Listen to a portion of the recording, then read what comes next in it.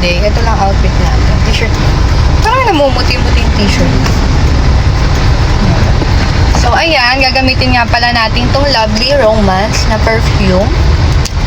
Siyempre, ayan ang ating laging ginagamit ngayon. Everyday pabango. So, yan.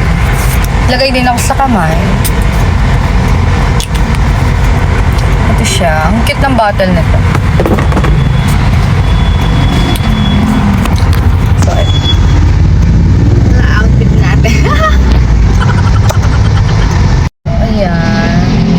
Medyo traffic tayo for today. Di naman, sakto lang. So, nagkataon ngayon, nasa stoplight tayo. So, pupuntahan ko yung friend ko ngayon. Kami ay magsa-Sangyup. Oh, Sangyup yan.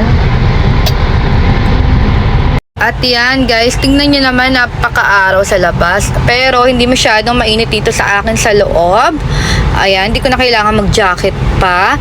At, hindi siya madilim. Kasi kahit hindi ako kita sa labas, hindi siya madilim. Diba? So, shout out sa iyo, 15M Automotive Aesthetic.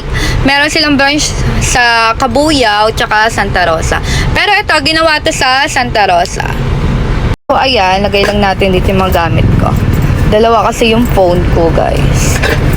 Ayan. So, syempre, dyan muna yan kasi gamit ko pa tong cellphone na to. Yes, so magbabalik ako pag nasanggip na ako. Bye for now!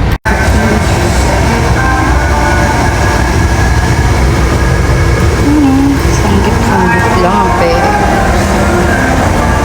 Sa'yo na lang kukunin ko.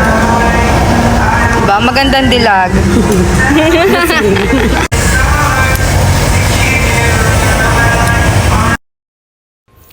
So, ayan na nga. Tamang luto-luto lang kami dito ng sangyup. So, ayan yung mga meat na aming pinag-order, ba diba?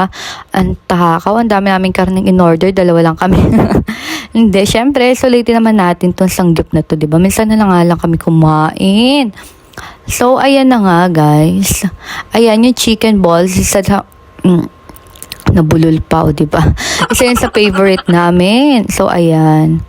Oh, pak. Ay, syempre, food trip na naman ang trip. Ayan, diba? So, syempre, ganto-ganto lang tayo. Oh, pak, post lang ng ganyan.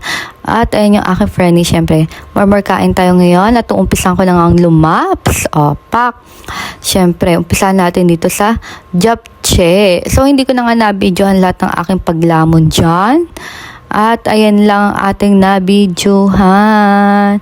So, ayun guys. Kain lang tayo.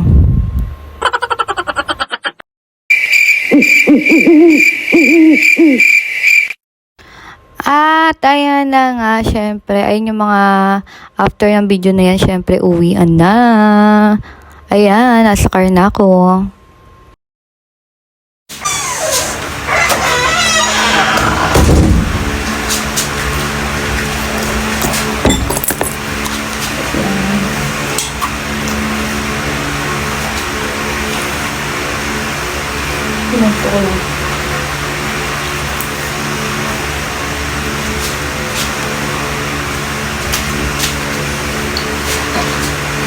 Kaya sasabahin na ako.